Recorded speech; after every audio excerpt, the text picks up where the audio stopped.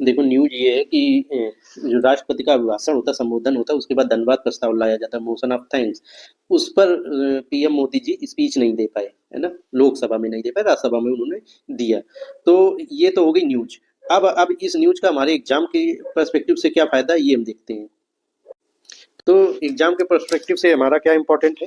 तो देखो इसमें ये धन्यवाद प्रस्ताव कब लाया जाता है कि राष्ट्रपति क्या करता है, अनुच्छेद 87 में वर्णन है, ऐसा प्रावधान है कि राष्ट्रपति लोकसभा का जब इलेक्शन होगा, इलेक्शन का पहला सत्र होगा, तब ये अभिभाषण देगा, संबोधित करेगा।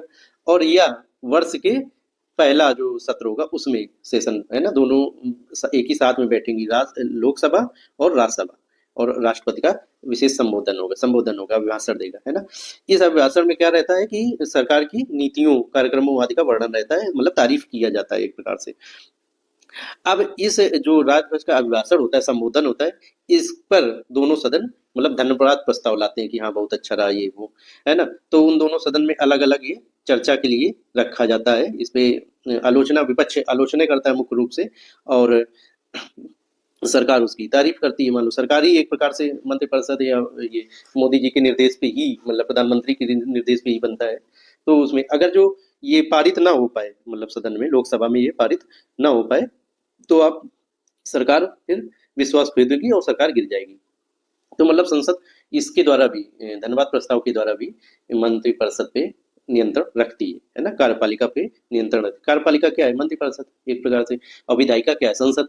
तो ये है। तो अब देखो इस पे क्वेश्चन आए यूपीएससी 2019 में मेंस में, और यूपीएससी मेंस 2021 में क्वेश्चन आया, क्या कह रहा है कि क्या आपके विचार में भारत का संविधान शक्तियों के कठोर कठोर पृथक्करण, है ना, सेपरेशन ऑफ पावर पे सिद्धांत को स्वीकार नहीं करता है, बल्कि ये नियंत्रण एवं संतुलन, चेक एंड बैलेंस के सिद्धांत पे। हाँ ठीक है, मतलब हाँ में ही उत्तर आपको देना है। चेक बैलेंस किसे कैसे करते हैं, यही देखो धन्यवाद प्रस्ताव के द्वारा, प्रश्न काल के द्वारा, प्रश्न पूछ के, है ना, सरकार से। तो वो बैलेंस स्थापित किया जाता है, विधायिका मतलब कार्यपालिका पे नियंत्रण स्थापित करती है। और दूसरा प्रश्न, भारत में कार्यपालिका की जवाबदेही निश्चित करने में संसद कहाँ तक समर्थ है। इन्हीं सब माध्यमों से स्थगन प्रस्ताव भी है, अविश्वास प्रस्ताव भी है, इन सबसे करती है। और देखो ये प्रीलिम्स में भी आया है क्वेश्चन की, भारत की संसद संसद किनके द्वारा मंत्रिपरिषद के गद्दों पर नियंत्रण रखती है। 2017 में आया, तो स्थगन प्रस्ताव, प्रश्न, कारण, पूरक प्रश्न तीनों पे रखती है। ठीक है।